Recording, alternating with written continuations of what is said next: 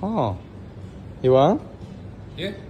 Oh ni bang, ni buat apa bang kat sini? Mana Oh, kasut ni kat sini? patut usik-usik. Okey, sebenarnya Jual ke, bang? saya buat cleaning bang. Cuci. So kalau abang tengok bersih ni semua kami punya team buat bersihkan lah. Macam Adalah baru ke? InsyaAllah bang. Hopefully memang kita akan try the best buat macam baru. Harga jimat ya bang.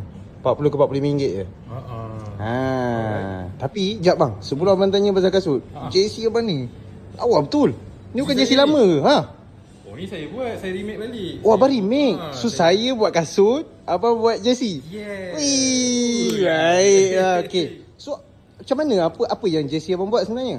Sebenarnya ni jersey template tapi saya tambah lah Argentina. Okay. Tak nak final ni kan. Saya letaklah Messi.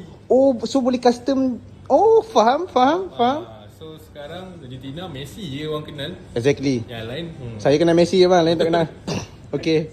So ini pun saya ada buat jual sikit. Kalau ada nak beli boleh contact saya kan. Okay, so maksudnya kalau saya JC rosak, saya hantar je kat abang settle? Betul, boleh.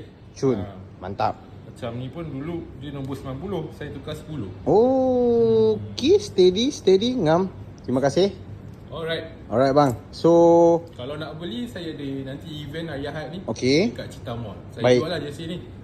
So abang berapa hari kat sana? Sehari je. Sehari je. Okay. Final kan. Alright, ngam. So yang ni memang any kasut boleh. Ini kasut insyaAllah 3 ke 5 hari boleh siap. Lebih kurang sama, saya rasa lebih kurang macam abang kot. Dalam masa seminggu boleh siap macam tu.